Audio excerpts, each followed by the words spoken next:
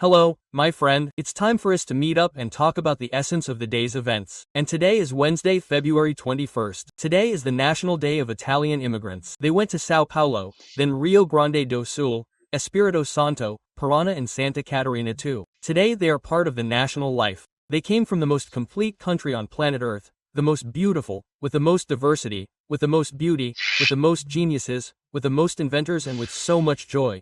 Italy. Congratulations for having brought so many good people who joined us here in Brazil, in this Brazil that mixes everything and formed these wonderful people. But on February 21st, 1945, the Brazilians finally, and they shed their blood for it, conquered Monte Castello. This photo there is of Monte Castello. I went there on May 8th, Victory Day, about 4-5 years ago. Well, they fought under the snow. In February everything was covered in snow, it was hard, it took a while, but we managed it. And it is also the day that Annie Frank, a Jewish girl who hid in a house and wrote a diary, is believed to have died in 1945. She is one of the examples of the Holocaust. I don't think our president has ever read Anne Frank's diary. Well, it is a week in which we regret the president's words. It is a week in which the former president is preparing a mobilization on Paulista Avenue, a week full of events. Well, I keep myself well informed and participate in it, the Gazeta do Povo of Curitiba. I would like to recommend it, because, well, it is a group of very competent, very dedicated reporters and columnists, who are called slaves to the news and who seek to inform their readers, their subscribers, with respect, right? And I would like to take this opportunity to show that in this year, in its 105th year of existence, look, a newspaper that lasts 105 years must have good reasons to be loyal to its readers. To celebrate, it is offering a subscription for our $5 per month for the first 6 months. All you have to do is get the QR code or type in Gazeta do Povo, right, Alexander Garcia, gazetadopovo.com.br/Alexander Garcia, Br. Alexander Garcia. Fill out a registration form and you'll be one more to join us. You won't regret it, you'll be very well informed and you'll take advantage of a great offer with an 80% discount. Well, let's get to today's facts. Don't forget to sign up and at the end leave your like or dislike.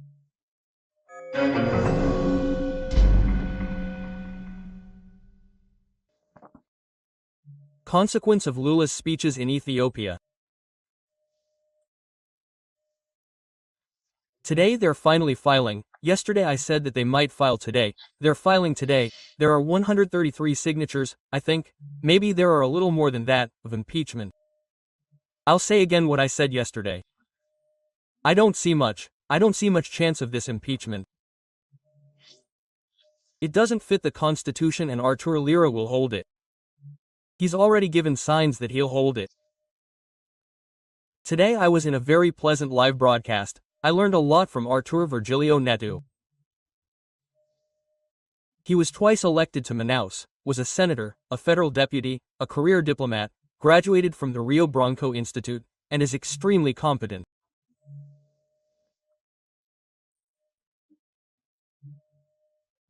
And he thinks he won't be impeached, but all of Lula's mistakes have been going on for over a year, and they're adding up, right?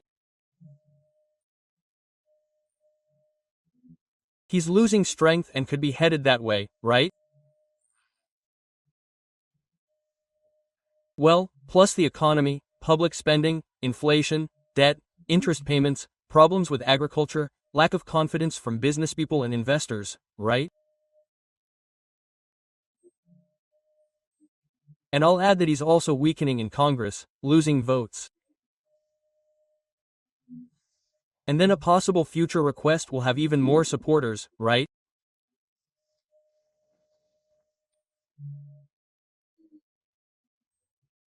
Well, he met with the U.S. Secretary of State, Tony Blinken, today, and, at least publicly, they didn't say anything about Israel, at least publicly, but they talked for 2 hours, right?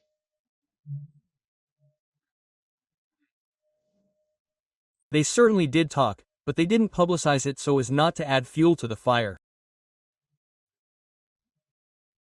But the State Department spokesperson had already said the day before that the U.S. government disagrees with the comments made by Lula in Ethiopia regarding the Palestinian gas strip, the Israeli Ramaz and the Holocaust and genocide, right?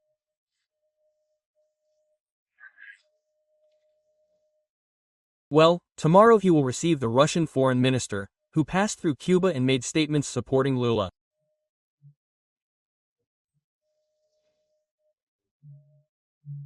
These people, heads of the foreign ministries, are going to a meeting in Rio de Janeiro that is preparatory to the November G20 meeting, right? Well, speaking of Russian, President Putin gave a speech today in Kazan. It is the capital of, it is one of those provinces that was once a Soviet republic, right? Tatarstan is on the banks of the Volga, that is, it is already in the rural areas, it is almost becoming Asia, it is -10th there, I know because my daughter is there covering it. These are the games of the future. Well, it's a mix of digital games with physical games of 11, 21 modalities. There are representatives from Brazil, R10, right? A large group, together with the Portuguese, forming a Portuguese-speaking community. Well, and Putin gave a speech opening these games, considering that these are international games, world games, right?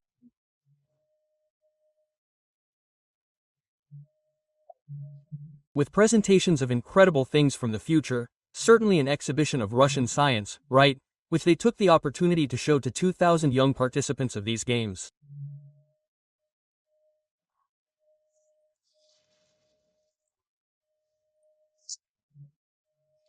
Well, going back to the Lula case, right, the president of the Senate, Rodrigo Pacheco, asked for a retraction, an explanation and an apology from Lula.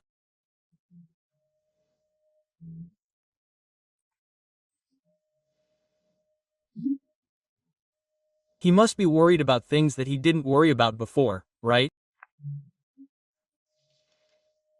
Meanwhile, the leader of the government in the Senate, Jacques Wagner, was very sincere.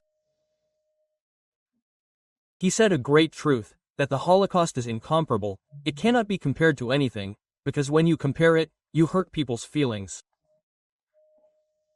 The leader of the government, Jacques Wagner, was very sincere and courageous. The good news is that the Israeli Chancellor, Foreign Minister, Israel Katz, attacked Lula again.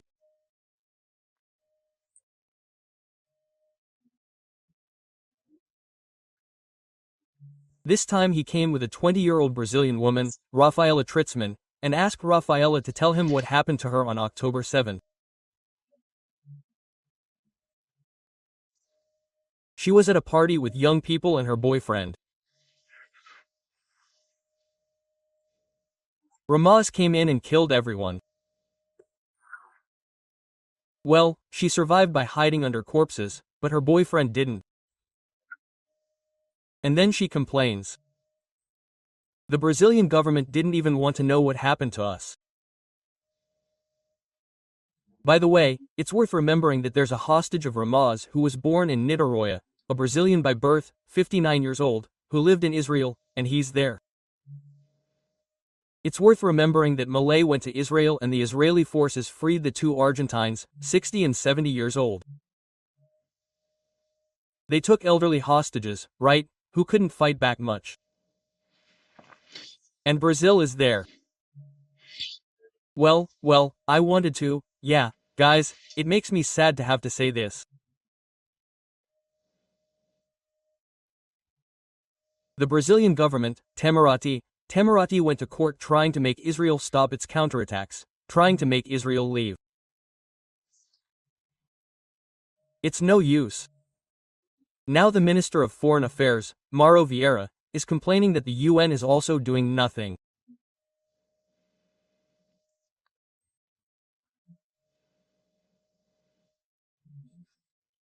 President Lula said he did, but we have a gas here in Brazil, Pitarewa, an extension of Pitarewa, 2,500 families removed from there, the military and the force burning their houses.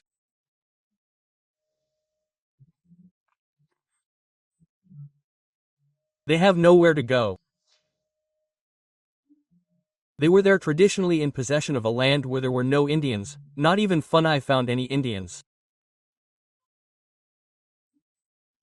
Then an anthropological report came out saying that there were none there. It is not indigenous land, but we don't care, okay? About 10,000 Brazilians have already died, some by suicide, others were hit by rifle shots from the National Guard.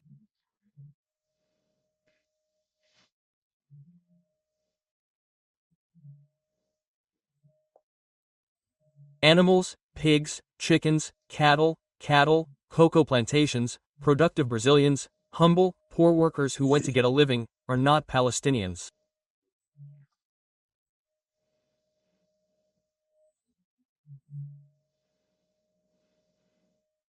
Maybe that's why the Brazilian government is not concerned about them. How sad. From Brasilia, Alexander Garcia.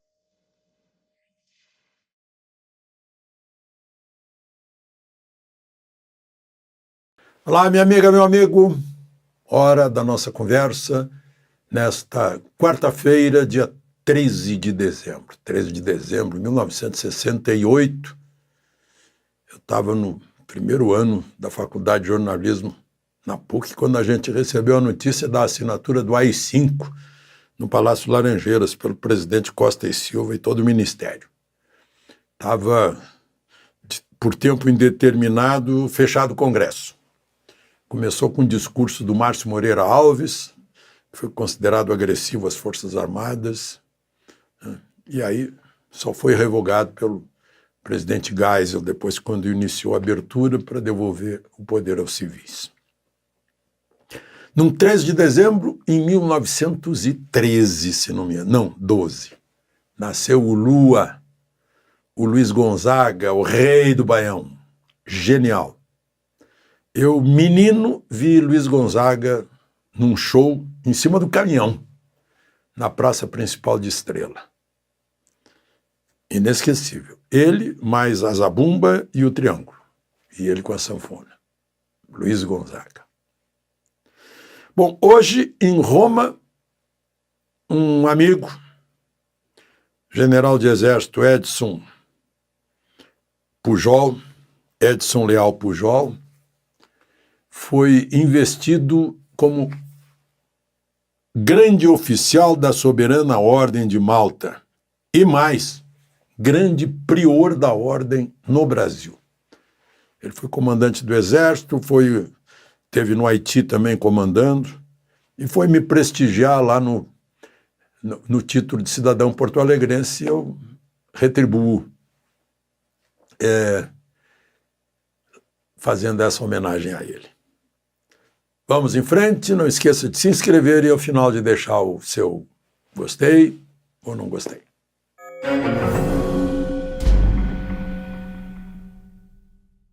Bom, primeiro assunto de hoje, Dino no Supremo e Gonê na Procuradoria-Geral da República. Eu não sei o resultado de votação nesse momento que estou falando com vocês, mas tenho aqui uma previsão sem dúvida válida. Tem 23 senadores que disseram que não vão votar em Dino para o Estadão. 26 disseram que vão votar em Dino. E 25 não quiseram dizer nada. Então eu já posso somar 25 a 26, já dá 51. Já dá mais da metade do Senado. Hoje, quem mais fez pergunta foi o líder da oposição, senador Rogério Marinho, brilhante nas perguntas, e Flávio Dino respondeu todas. E depois, na hora que o senador por Santa Catarina, o Jorge Seife, começou a perguntar, eu fui citado lá, levei um susto. Ele disse: por último, senhor Flávio Dino, em setembro do presente ano, o advogado-geral da União foi ao antigo Twitter declarar que estava determinando a Procuradoria Nacional de Defesa da Democracia, nome bonito para o que eu chamo de Ministério da Verdade do Governo Federal, a instalação de um procedimento investigatório contra o jornalista Alexandre Garcia, que é uma lenda, que é uma biblioteca, que é um acervo ético do jornalismo brasileiro, porque ele teria disseminado fake news. Em seguida, o senhor Flávio Dino usou também suas redes para dizer que a Polícia Federal já estava ciente dos fatos e que adotaria providências contra o jornalista. O que é isso? A gente está vivendo uma Venezuela? Isso não seria uma atitude ditatorial? E a minha pergunta é: qual o dispositivo constitucional em que a AGU e o senhor ou o Código de Processo Penal estão se baseando para imputar um crime contra o Alexandre Garcia? Aí a resposta do futuro ministro do Supremo.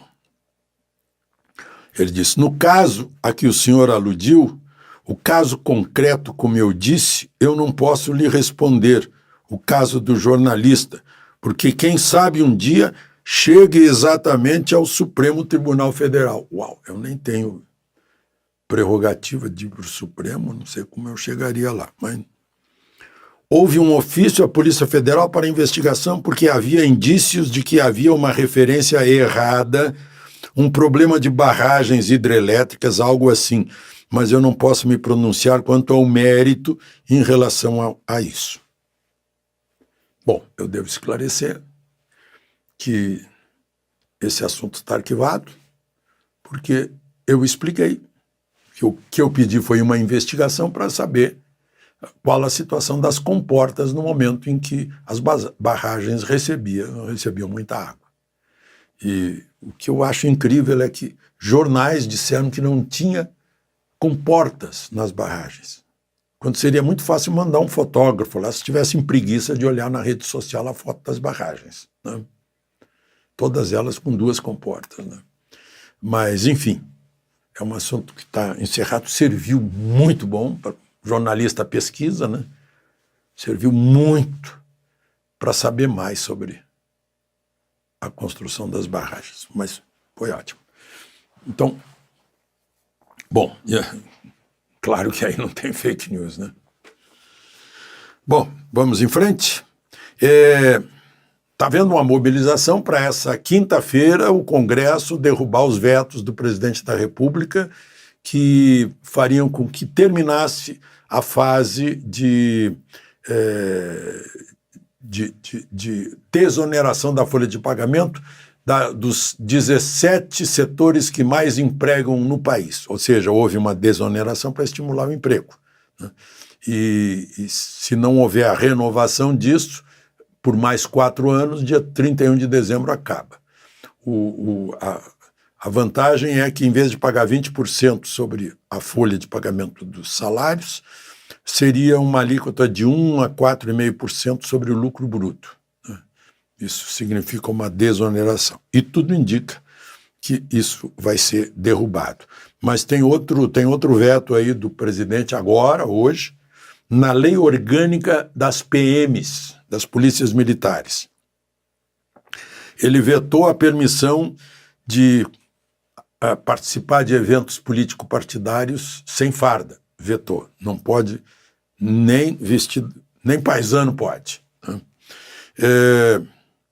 Vetou também uma mais autonomia para as polícias militares, mais independência, para elas continuarem dependendo do comandante, que é o governador, e de outros órgãos dos estados, né? Essa lei proíbe que a PM divulgue foto de bandido,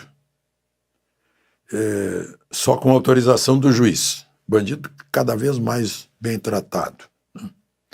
Talvez para evitar constrangimentos de gente que não fez nada, é presa, né? E depois fica aquela marca. A lei também está condicionando o seguinte: se não tem 10 anos e quer ser candidato, é afastado do serviço, né?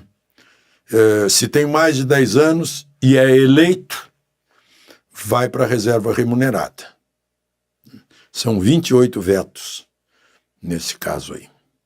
Bom, e a Comissão de Ética da Câmara dos Deputados aceitou, recebeu e começou o inquérito para examinar o deputado André Janones, do Avante, Minas Gerais, ante indícios de rachadinha, revelada por gravações publicadas pelo Metrópolis em que ele pede ajuda de seus funcionários para pagar despesas de campanha da prefeitura de Ituiutaba em 2016, está com dívidas de 200 mil e está dizendo que os funcionários têm que ajudar, né? Depende do Conselho de Ética, que agora, por sorteio, foram escolhidos 3 possíveis relatores, inclusive o Boulos. Mas quem vai decidir é o presidente da comissão, que vai escolher quem vai ser o relator, né? Para ele ser cassado, tem que ser mais da metade do número de deputados, ou seja, 257 deputados. Já tem denúncia sobre o mesmo assunto, encaminhada pela Procuradoria-Geral da República ao Supremo. E, por último, a CPI das ONGs está se despedindo e está entrando a CPI da mina da Braskem, em Maceió. É uma mina de salgema. Olha, a mina tem 850 metros de profundidade, são 35 poços. Salgema é matéria-prima para muita coisa, né? Mas principalmente para PVC. A maior fábrica de PVC das Américas está ali pertinho, em Marechal Deodoro, lugar onde nasceu Marechal Deodoro, perto de Maceió. Só que já sentiu a falta de matéria-prima desde 2019, quando parou a extração de salgema da mina. Também abastece o polo petroquímico de Camaçari, né? É uma série de derivados do salgema. Mas, enfim, só por curiosidade, né, quem são os maiores acionistas da Braskem? Em primeiro lugar, a Odebrecht, que agora tem outro nome, em segundo lugar, a Petrobras. E vão fazer uma CPI, então, sobre isso. Ou seja, já politizou o assunto. O que está acontecendo agora mesmo parece que despencou mais uma parte lá que já fica meio embaixo da lagoa ali de Mundaú, que é riquíssima naquelas delícias da cozinha alagoana. De Brasília, Alexandre Garcia.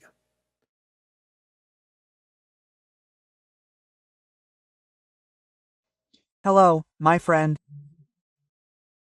Time for our meeting this Thursday, September 18th. In 1977, after 13 years in exile in Uruguay, he fled Brazil in 1964. They say he was wearing the uniform of a soldier in the military brigade and crossed the border into Uruguay.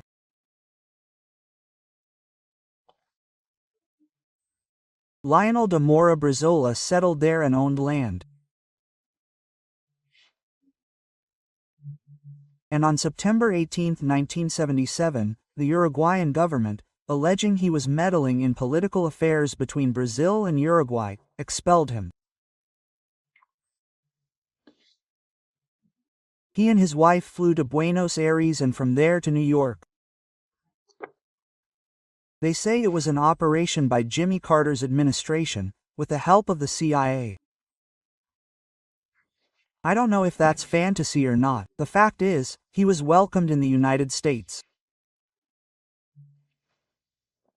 They stayed at the Roosevelt Hotel, received a 6-month visa, and then went to Lisbon until the amnesty came in Brazil. Brizola was considered more dangerous than João Goulart, who was overthrown. He was considered the cause of the March 31, 1964 uprising. He was pardoned, and so he returned to Brazil. Interestingly, when he returned to Brazil, they lent him a house in Santa Teresa, and I went to interview him. And in that interview, it was in 1980, maybe 81. I asked him the question that had to be asked, right?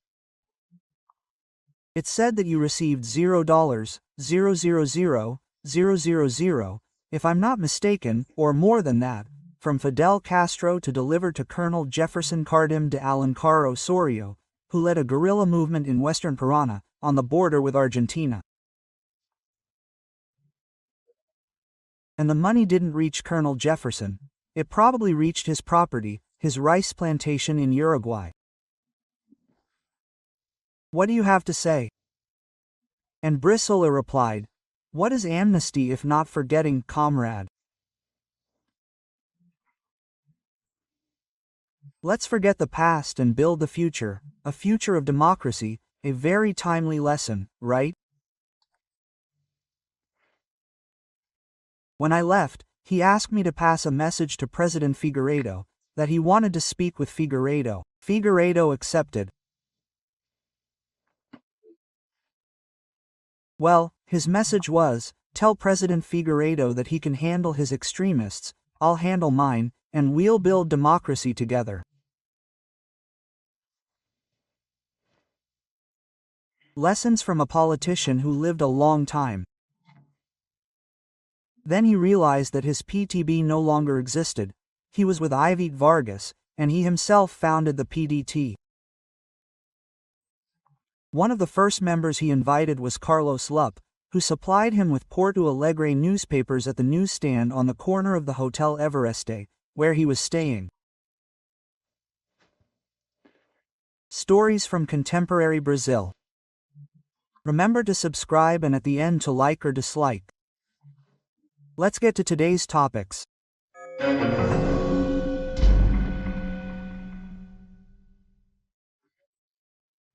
Well, when that constitutional amendment to shield deputies and senators from 353 votes in favor.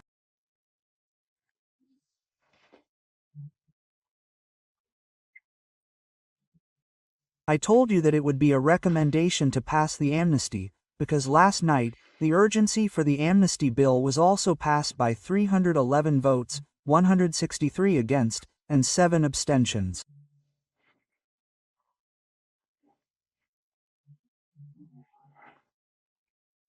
Look at that, right now, the surprise, right?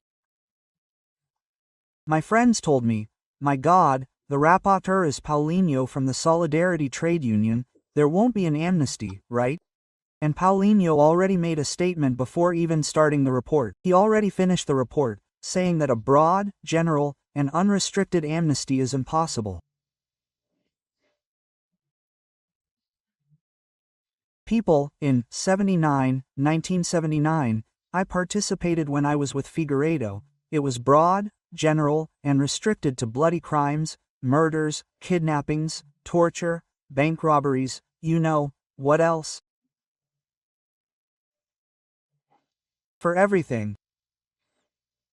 It served everything and both sides, right? Because, as we know, you know, there was an internal revolutionary war, which is a war without rules of international conventions. And Brazil followed the path of the French armed forces in Algeria. Well, anything goes to win this fight, even outside the Constitution. And then they made an amnesty that affected both sides, right? Those who investigated and arrested, right, outside the Constitution, right? Well, it was Bolsonaro's mistake to stay within the Constitution, while the other side deviated from the Constitution, didn't respect the Constitution, and ended up getting hurt. But anyway, and now I see here the Vice President of the Republic, contradicting the Constitution, and democracy says that the judiciary has the final say on amnesty. No, everyone knows, Minister Fox even talked about it, Minister Mark Carroll too, the final say always belongs to the National Congress, which is the most powerful branch, because it is democracy, the power of the people. The people transfer this power to their representatives through the vote. The National Congress has the vote to represent the people, it's in the Constitution, it is first among the branches, it is second in the first place, the President of the Republic, who has the most votes of all, has this power. And since Congress has the power to veto the President of the Republic, the most voted of all, right? If it can do more, it can do less.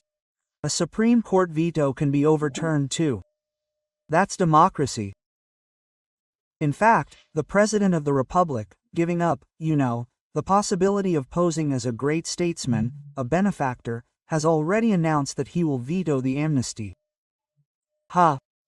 Well, and then, and Minister Dino, you remember, in his vote last week, in that conviction, of 7, it had nothing to do with it, that wasn't at stake, nobody talked about amnesty, it wasn't in the records, it wasn't, but he warned. Look, amnesty is not allowed, this amnesty is not allowed, right? The Supreme Court has already stated that crimes against democracy, against the democratic rule of law, are not subject to amnesty. The Supreme Court is above the Constitution. I'm not even going to respond, right? I'm just going to read the Constitution, which is clear, as Dr. Ulysses said. Anyone who can read the Constitution and understand what's written here. Article 5 is about individual rights and duties, right?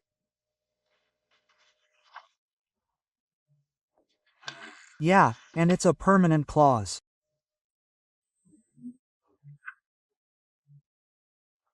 There in item 43, the law will consider crimes unbailable and not subject to pardon or amnesty.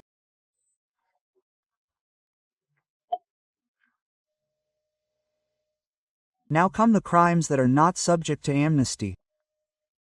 The practice of torture, illicit trafficking of narcotics and similar drugs, terrorism, and those defined as heinous crimes.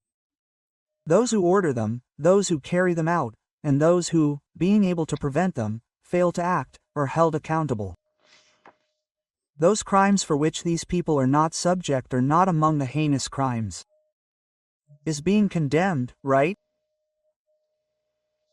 Well, I talked about Lula, right? Well, if he's going to veto it, he'll go through the shame of the veto being overturned. Then it'll go to the Supreme Court, then we'll see what happens. Lula is going to New York for the UN General Assembly, which starts on the 22nd, but the First Lady has already gone, she's already there, she's 3 days early. I'm looking at her schedule today. Cross-cutting the gender-climate connection. I don't know what that is, you know. Whatever it is, right? And she also says that maybe tomorrow is it, it's a meeting about the Palestinian cause. It's a good thing she's a sociologist, because she must know everything that happened in the Oslo Accords in 1993, right? In which Yasser Arafat and Menina Beginin, Yasser Arafat for the Palestine Liberation Organization and was also the leader of Al-Fatah, which was the armed wing. They signed agreements that were confirmed in Camp David there, in the United States, before the President of the United States. An agreement identical to that reached with Anwar el-Sadat of Egypt a year or two earlier, also at Camp David, recognizing the State of Israel.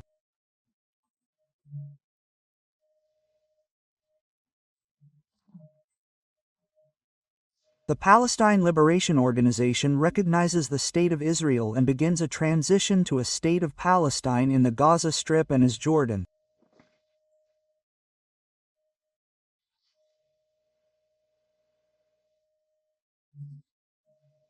It awarded the Nobel Prize to Menschenberg and Yasser Arafat, who is there in a photo I'm with him in 1996. He received the Nobel Peace Prize because of this.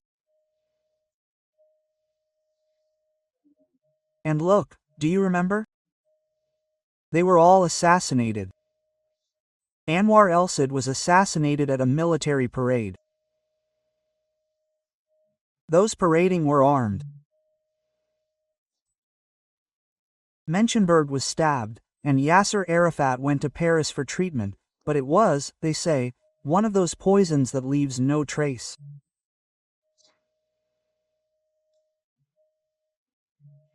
And then Ramos took control of Gaza, removed the PLO, established a dictatorship over the Palestinians, and used them as hostages.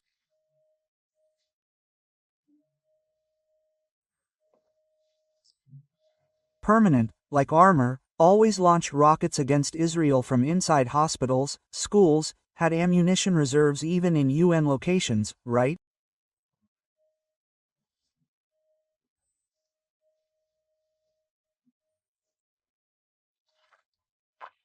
So, the First Lady knows this very well, because she's a sociologist. She knows that whoever wants to eliminate Israel, the state of Israel didn't exist, is extreme Islam, which promoted these murders and promotes dictatorship, like in Iran, right? Regarding Iran's age, right, which has the Hezbollah, like the Shiites had before. I was there in 82, during the Shiite era, right, there in Lebanon.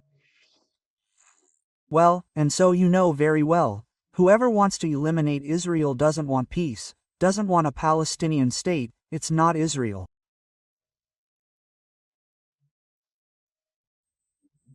Well, Ramaz is extreme Islam, right, which messed up Syria, messes up Lebanon, right, and receives all the support of Iran, as do the Houthis. That's the point, but of course, the sociologist, who is the First Lady, knows everything. That. From Brasilia, Alexander Garcia.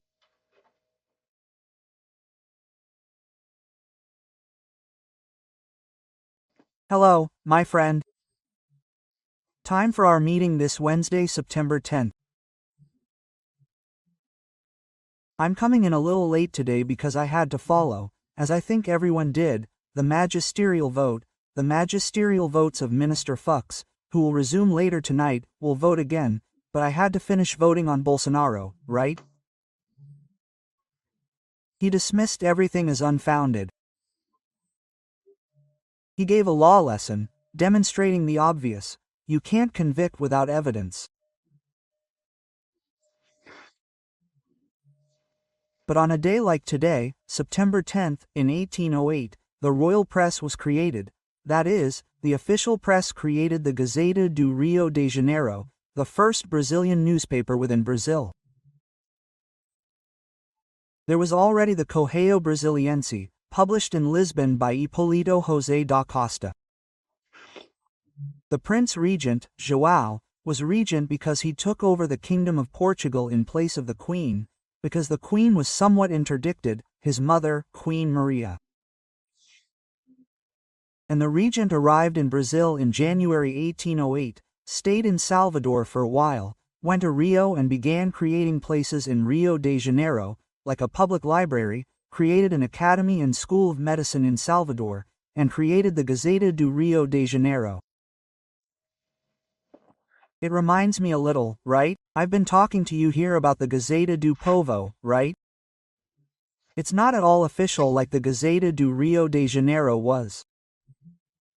Quite the opposite, it's not supported by public funds, that is, funds that come from our taxes, right?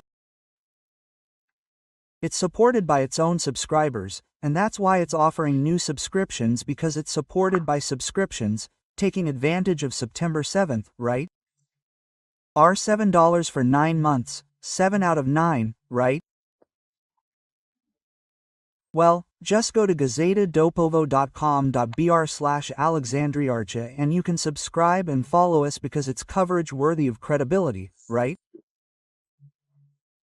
I can guarantee you that. Well, I see something there that you won't see on Gazeta Reporter, especially on television. I don't know why it's there, here, there.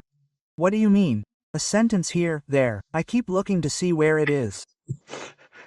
Incredible things we've seen.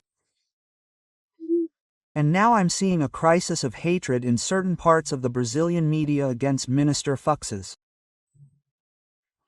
It's incredible, but you won't find that at Gazeta do Povo. I repeat, it's $7 for the first 9 months for a Gazeta do Povo subscription, and then you can find gazetadopovo.com.br/Alexander Garcia. Remember to subscribe if you haven't already, and at the end, leave a like or dislike.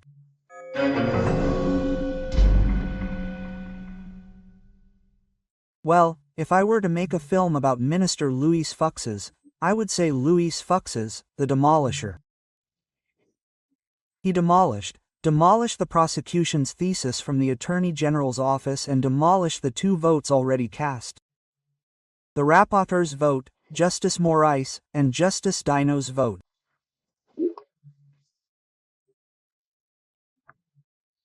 One by one, He explained that there was a kind of team that examined each argument of the Attorney General and pursued them.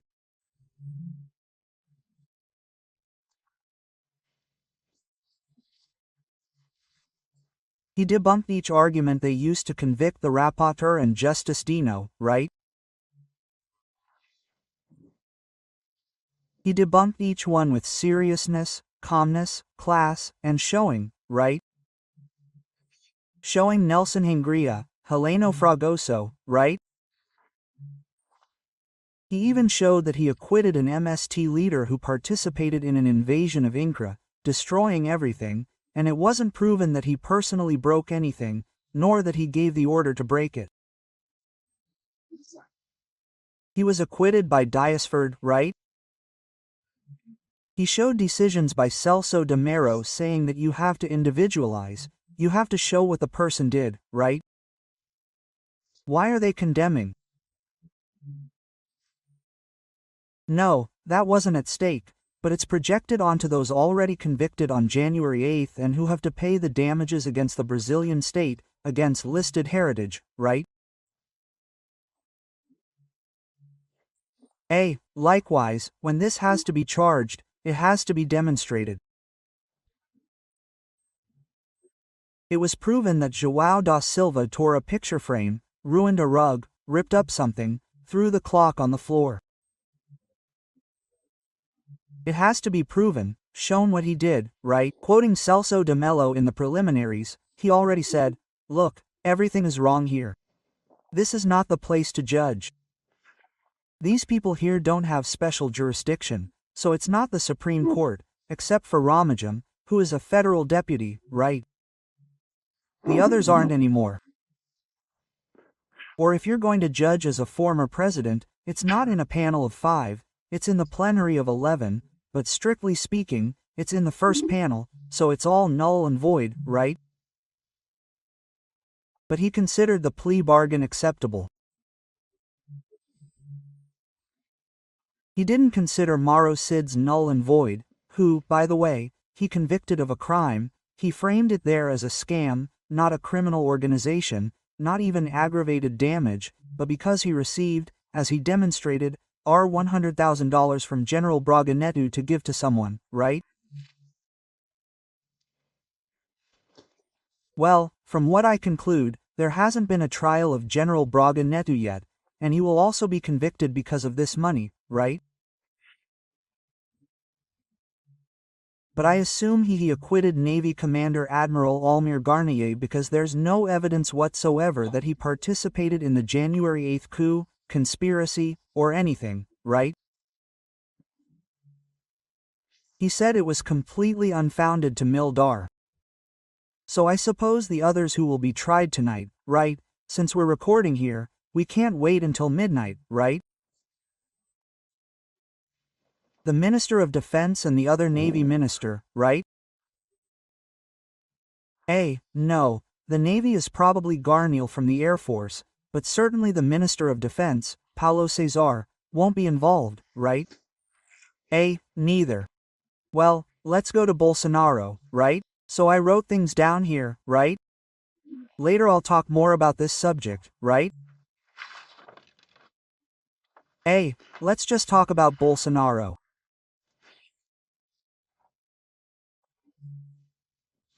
He said that, well, just so you know, Bolsonaro was authorized by the jailer minister. Minister A. Moraes is the jailer, but he's also a victim, right, of that green and yellow dagger.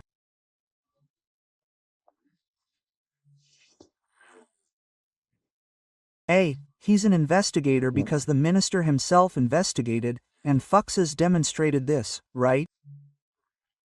He investigated, he looked. The judge doesn't have to do this.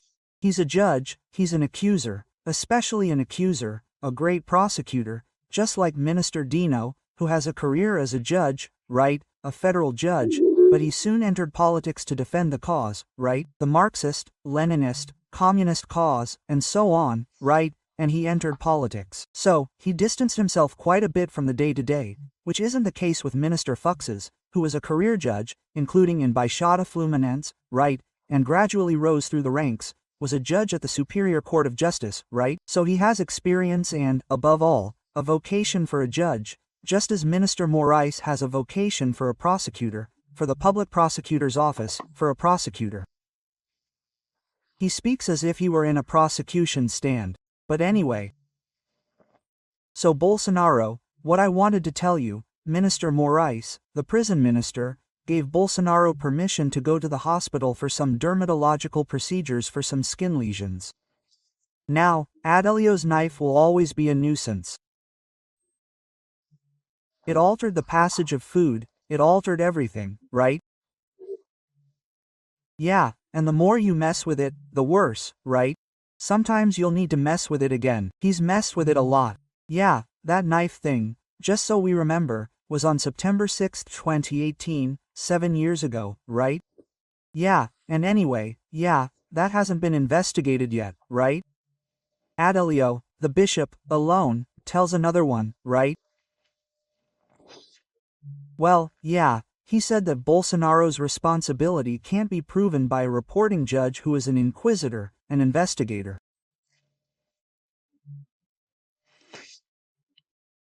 Responsibility has to be approved, it has to be demonstrated beyond any doubt. And there's a lot of doubt, right?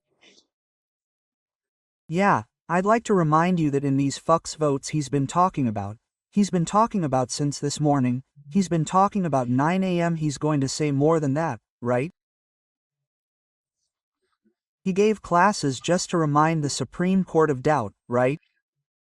There can be no doubt about the guilt of a defendant. If there is any doubt, it is the presumption of innocence that counts. He talked a lot, demonstrated what democracy is, what due process is, right? Well, he examined, even showed the intercriminals, right? What I've been talking about here to you, the path of crime, when it's being considered, that's not a crime, it's when the execution begins that it's a crime. He even demonstrated that other Attorney General of the Republic who confessed later that he went to the Supreme Court with, a gun to shoot the Supreme Court Justice, right? Even if he had pulled out the gun and pointed it, if he didn't shoot, he was just considering it, right? Or threatening it, right? At the time he pointed it, it was a threat, but it wasn't attempted murder, much less homicide, right? So, there may have been consideration, but then he recalls the end of an article by Hélio Gaspar, my colleague from the newspaper Brazil, right? He told the story of this case in the Supreme Court, which it was a process like this, then he stretched his legs, stretched his neck, and suddenly he made a giraffe, right? But it's not a giraffe. He showed, demonstrated this, and that the public prosecutor's office never separated Bolsonaro as president and Bolsonaro as ex-president. He mixed everything up, mixed up the dates, and it became a very complicated thing, right? Well, and then it implied that Bolsonaro wanted to overthrow himself. If he was conspiring to stage a coup, if he was president, he wanted to overthrow himself, right?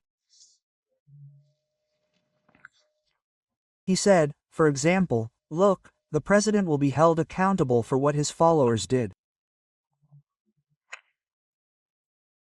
So, the left is responsible for Adelio's stabbing, which was encouraged by hate speech, right?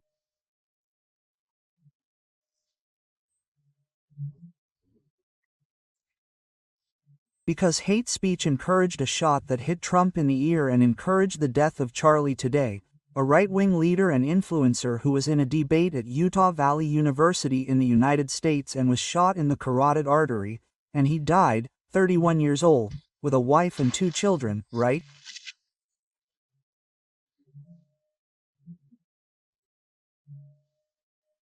And the left-wing students at the university signed a manifesto saying, "Don't come, don't come." He went and got shot, he was killed. That's hate speech, right? Well, but still, right? He shot down Abim's arguments, parallel to criticizing the electoral process, that this isn't a coup, that this is exercising freedom of expression, of opinion.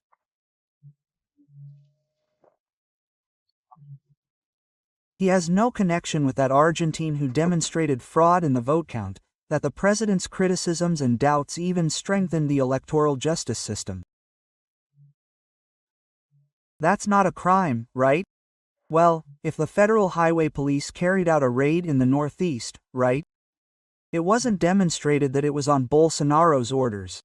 I mean, if it wasn't demonstrated, it's not proof, nor can anyone be convicted based on the assumption, right? And there's a lot of assumption. He might have done it to please him, but then, right? No, the person can't be charged. He was creating accusations, which is unacceptable in the rule of law, right? Bolsonaro's meetings with Felipe Martins don't add up either, right? The black kids are the same, isn't it?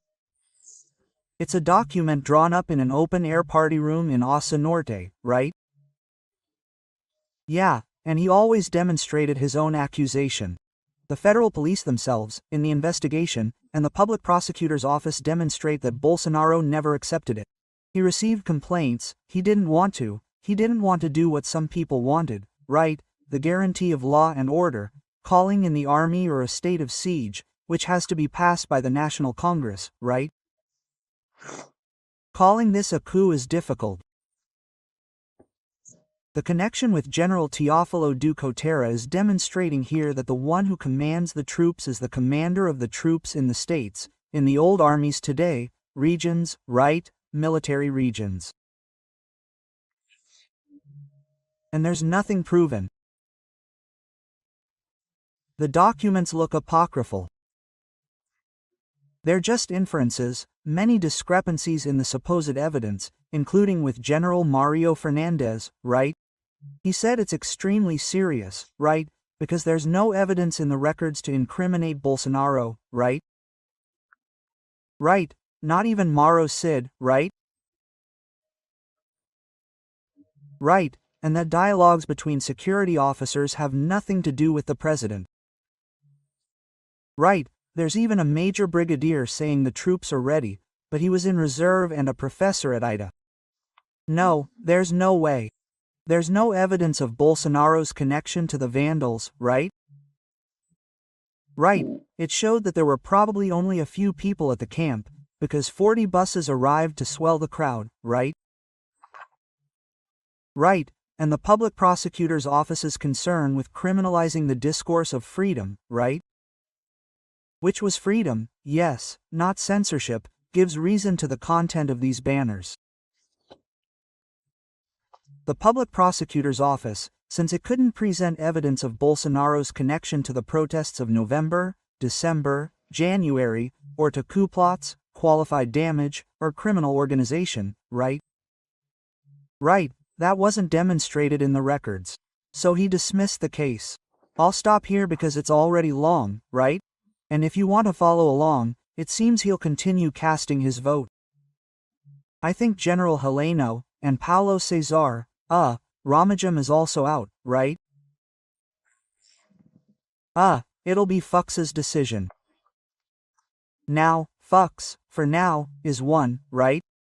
It's 2-1, with 2 more votes, Zanin and Carmen Lucia, right? If one of the two, right?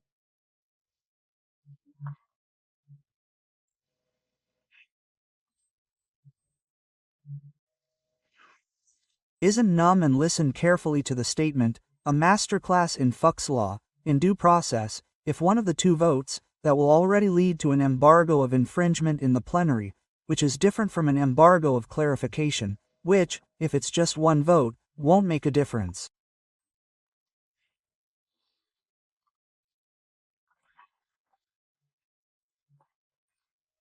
From Brasilia, Alexander Garcia.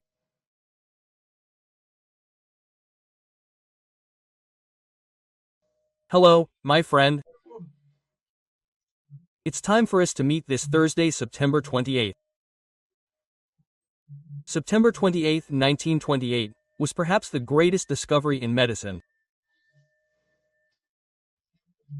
Alexander Fleming, a Scotsman, is highly decorated now, right? Well, after that, he announced the discovery of a mold that kills bacteria, the penicillium mold. He named it benzylpenicillin, received the Nobel Prize for it, and was even heralded as the greatest discovery against disease, the antibiotic. That's what he discovered. Interestingly, he died young, at 73. I remember because it was in 1955. I was 14 years old, the inventor of penicillin died. I even remember when penicillin arrived in my southern waterfall, the small bottles of powder that received double distilled water were stored. The neighbors asked me to store them in the refrigerator at my grandfather's house, which was one of the few who had a refrigerator. Well, after it was used, right, after the miraculous dilution was made, it saved thousands of lives of those wounded in World War II, for example.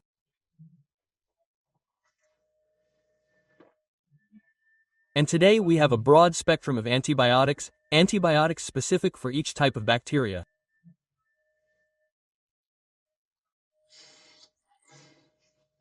I'm noting this because, well, we went through moments during the pandemic, right, of anti-science, anti-clinical darkness.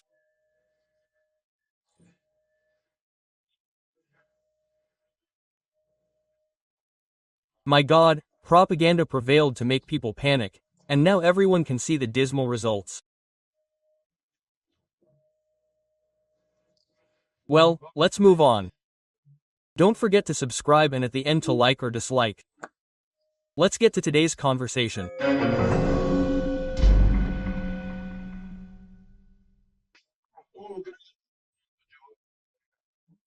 Well, today's big topic is the rebellion of the greatest of powers, the legislative branch, the first of the branches, the most legitimate representatives of the states, the Senate, and the people, the chamber, right, rebelling against the Supreme Court.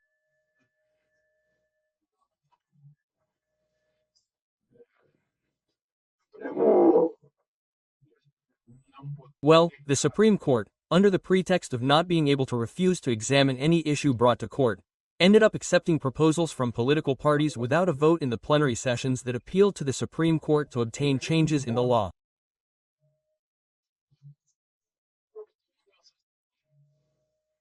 The abortion case is quite typical, right? In the case of abortion, eliminating the punishment of 2 articles of the Penal Code, abortion remains a crime, but in the case of killing the fetus before 12 weeks, it wouldn't be a crime, right? It's from the PSOL. And the Supreme Court will start voting. It already has the vote of the rapporteur, Justice Rosa Weber, who today said goodbye to the presidency of the Supreme Court and retires in early October. Well, and the Supreme Court has dealt with a lot of things like that. It was drugs, right? 60 grams of marijuana can drive. That's legislation, it's legislating, right? Well, this issue that changes the Constitution is very clear, right? Indigenous people traditionally occupy the lands. So, on October 5, 1988, the date of the Constitution's promulgation, the Supreme Court already changed that, right? And so many other cases. That case of Jilma's trial, right, which was, at least in my mind, the first of them in 2016, they tore out half of the sole paragraph of Article 52 of the Constitution. The 53 senators who say they are inviolable, no matter what they say, are not respected, right? And a series of cases.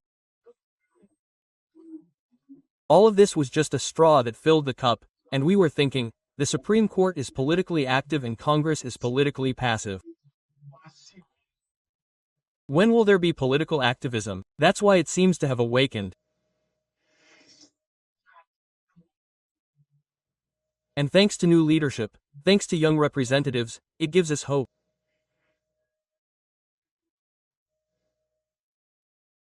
I know we're a bit pessimistic about politicians, but it gives us new hope.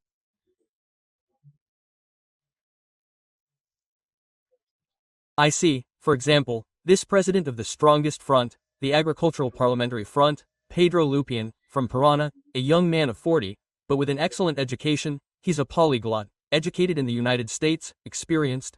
His whole family has a political pedigree, right? I'm mentioning one. I could mention 20, 30, right? Brilliant minds like Representative Dom Luis Felipe de Orleans de Braganca, right? And so many others, right? Well, anyway, reaction. The Chamber of Deputies approved a bill that clearly clarifies what's written in the Constitution regarding the time frame. And the Senate approved it, right? I'm even repeating it here because the Senate approved it while I was recording our conversation. I even included the 43-21 vote, right? They voted on urgency and then voted and approved it. They say, oh, the president can veto it. If he wants to be defeated, he can veto it. He'll look good with the left, maybe. Yes. And speaking of the left, these are the words of a leftist, a communist who left the Brazilian Communist Party today, but was a proponent of the Brazilian Communist Party. Aldo Rebelo was a minister under Lula and Dilma, defense minister, right? He's a great nationalist, very sensible, and was president of the Chamber of Deputies. And then I noted it down because I thought his insight was excellent. The Supreme Court dragged the government into a defeat in the time frame. The Workers' Party, PT, was isolated. Congressmen swear an oath to the Constitution, not the Supreme Court. Aldo Rebelo.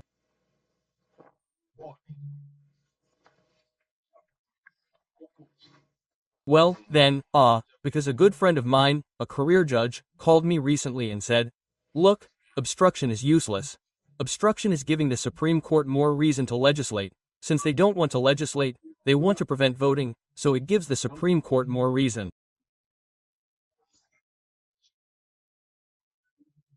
But it's not just obstruction. Obstruction is a tactic, right? It's not a strategy. And the underlying issues are emerging, right? Now, the time frame for abortion. 300 representatives signed an urgent request. They're going to vote on the Statute of the Unborn, which only confirms what's in the Constitution. In Article 5, the first of the rights is the right to life, right? And it's there in the Civil Code that the rights of the unborn are guaranteed from conception, Article 2, the second article of the Civil Code, right? So, 300 votes will be cast, look, okay? Would C be needed, and is it 171? No, 257. Oh, really? That's right. Half plus one of the chamber. But it's over half, 43 more, right? And then it'll be voted on. If they're not voting at this time, I don't know, right? The Unborn Child Statute, reaction, and more. There's a constitutional amendment proposal, PEC, a proposed constitutional amendment to overturn any Supreme Court decision that goes beyond the limits of the Constitution, that goes beyond the 4 lines, like punishing Daniel Silveira, right?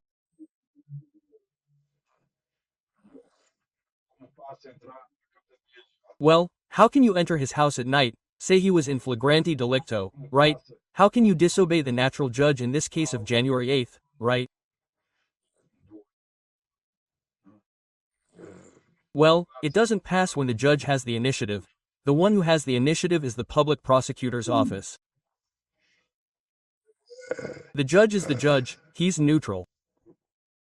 The judge has no initiative. The judge waits for the case to come, right? The judge can't be a prosecutor at the same time, right? So there's a lot going on, right? Well, so a change to the Constitution that has already exceeded the minimum requirement, which would be 1/3, but is already at 175, so it will be processed, go to the Constitution and Justice Committee, and if it passes, it will go to the special committee, right?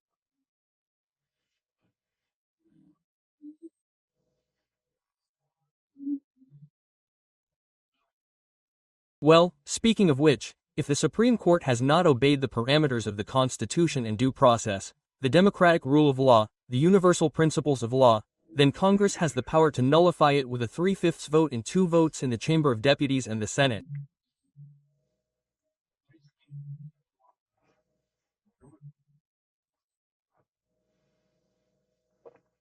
Well, it's a reaction. It's because the most powerful of powers, which receives the mandate directly from the voters, the credentials to act in the name of the origin of power, is reacting.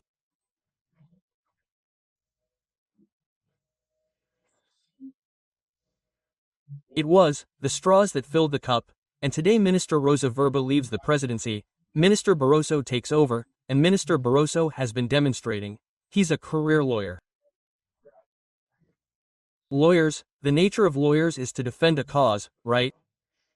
No, there's no change, no little switch that changes the software and becomes a judge, right? Inert, right? I forgot the word a moment ago, the judge's inertia. That's a fundamental principle, right? And the judge waits for the public prosecutor's office to file charges.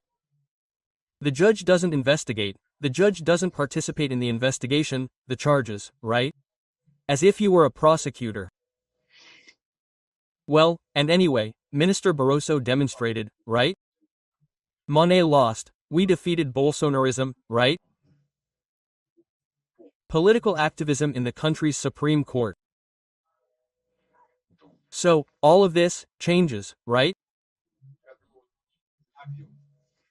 Yes, Domingo Savio of the Minas Gerais place is the one who proposed this change to the Constitution to overturn Supreme Court decisions that are not in accordance with the Constitution.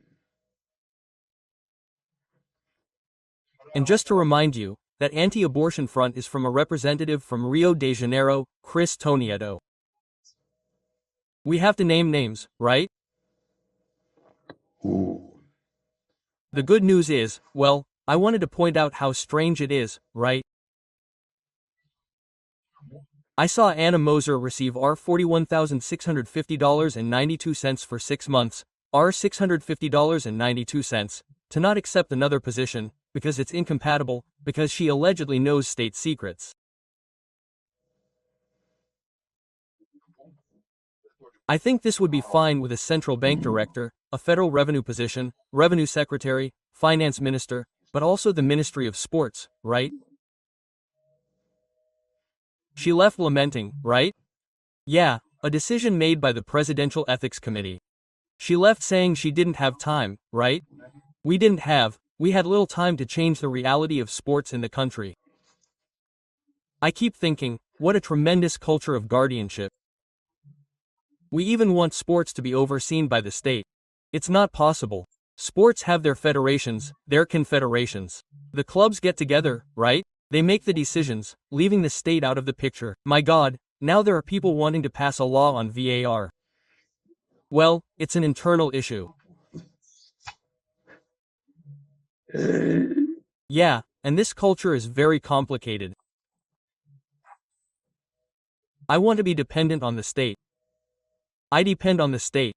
The state helps me, the state protects me, right? The state has a duty to protect, yes. But what we're seeing here is that it doesn't work, right? It's a state that's too big, using our taxes to pay for this kind of quarantine. 41,000, over 41,000 must be the maximum salary in public service. It must be the salary of a Supreme Court justice. How wonderful!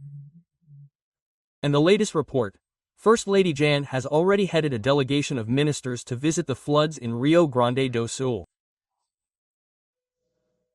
It's a publicity trip, right? From Brasilia, Alexander Garcia.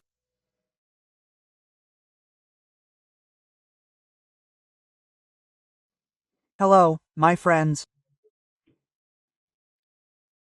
It's time for our Vespers gathering on this wonderful Sunday, crucial for our future. And today is Thursday, September 29th. September is almost over, and it's an international day, a United Nations initiative, an international day to combat food waste. Food is wasted from the very beginning of the harvest, right? From the moment a crop is lost. Well, because they didn't harvest it on time, or because they didn't apply pesticides or fertilizers, or because there wasn't enough rain, it's already gone. It's lost in transit on bad roads that fall along the way, or that deteriorate. Delivery is delayed, and it deteriorates. Lack of refrigeration also deteriorates, and improper storage, right? Well, with tragic consequences for the product, and transportation delays too, right? Well, in our homes, waste is when we make too much, buy too much, right? And then throw away 1/3 of what we ate. Restaurants, the same thing. I know restaurant owners who save their leftover food, and then a homeless person comes along and distributes it or takes it to an orphanage, a nursing home, right? Yeah, properly packaged. It's not the food left on the customer's plate, no, the food left in the pan, in the kitchen, right? Yeah, these countries that have gone through famine, gone through war, know very well the great sin of wasting food. I, as a boy, learned, right? Yeah, throwing bread away is a sin, a grave sin. That sums it up.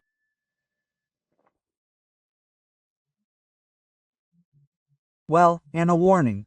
Friday, September 30th, is the last day of the polio vaccination campaign, and only 60.54% of the 14 million Brazilians under 5 have been vaccinated. They vaccinated 6,273,000. And when the Minister of Health wanted to make a general announcement on television and radio, it was banned by the Superior Electoral Court, ZE, because they thought it was an election campaign, and it had nothing to do with it, right? The ZE must be very sorry for having taken this action, because if so, why are there so few people?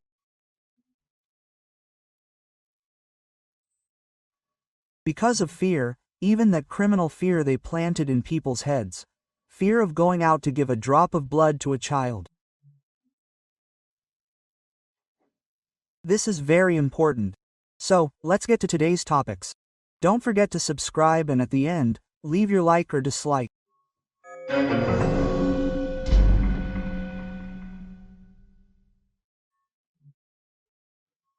Well, on the eve of the election, foreign observers arrived.